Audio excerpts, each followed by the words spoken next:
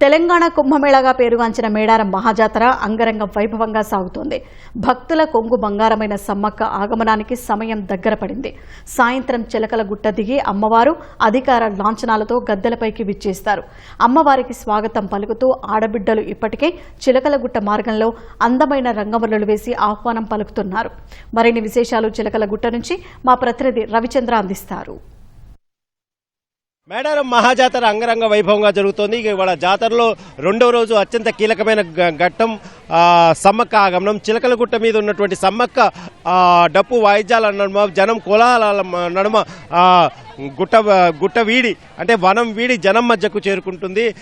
ఇందుకోసం అన్ని ఏర్పాట్లు అధికారులు చేశారు. మధ్యాహ్న సమయంలో పూజారులు సంప్రదాయ పూజలు నిర్వహిస్తారు.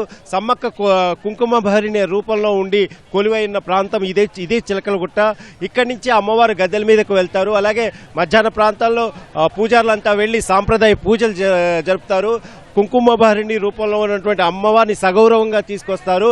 అలాగే అధికారులు కూడా పెద్ద సంఖ్యలో ఈ కార్యక్రమం పాల్గొంటారు. మంత్రి సీతక్క, అలాగే జిల్లా కలెక్టర్, జిల్లా ఎస్పీ కూడా అధికార లాంఛనాలతోటి సమ్మక్కకు ఆహ్వానం పలుకుతూ గుట్టవైపు అమ్మవారిని తీసుకెళ్తారు. ఇక ఈ మార్గంలో ఎటు చూసినా భక్తుల రద్దీ కనబడుతోంది. ఇప్పటికే లక్షలాది మంది భక్తులతో మేడారం పరిసరాలన్నీ కూడా కిటకిటలాడుతున్నాయి. ముఖ్యంగా సాయంత్రం జరిగే సమ్మక్క ఆగమనం కోసం యావత్ భక్త కోటి కూడా ఎదురు చూస్తోంది. ఎప్పుడెప్పుడు సమ్మక్కను చూద్దామా, ఎప్పుడెప్పుడు సమ్మక్కను దర్శించుకుందామా అన్న ఆతుత వాళ్లలో కనబడుతోంది. దీంతో ఈ పరిసరాలన్నీ భక్త జనసంద్రంగా మారాయి. ఇక్కడి నుంచి కూడా సమ్మక్కను అలాగే పోలీసుల రక్షణ వలయంలో, అలాగే ఆదివాసీ వాలంటీర్ల రక్షణ వలయంలో సాయంత్రం 6 గంటలకు గుట్ట దిగి సమ్మక్క ఇక్కడికి వస్తుంది. ఇక్కడి నుంచి కూడా పోలీసుల రక్షణ వలయంలో గద్దెల మీదకు అమ్మవారు చేరుకుంటారు. 8:30 ప్రాంతాల్లో 8 తర్వాత 8:30 ప్రాంతాల్లో అమ్మవారు గద్దెల మీదకు చేరుకుంటారు. అలాగే ఇక వనదేవతలంతా కూడా ఈ రెండో రోజుతో మొత్తం వనదేవతలంతా కూడా వనం వీడి జనం మధ్యకు వచ్చినట్లే. ఎందుకంటే నిన్ననే సార్లమ్మ, పైడిద్రాజు, గోవిందరాజులు ఇచ్చేశారు. ఇవాళ అత్యంత కీలకమైన ఘట్టమైనటువంటి సమ్మక్క ఆగమనం. సమ్మక్క కూడా ఇవాళ ఇచ్చేస్తారు. ఇక రేపంతా కూడా వనదేవతలంతా కూడా గద్దెల మీద ఉండి భక్తులను కటాక్షిస్తారు.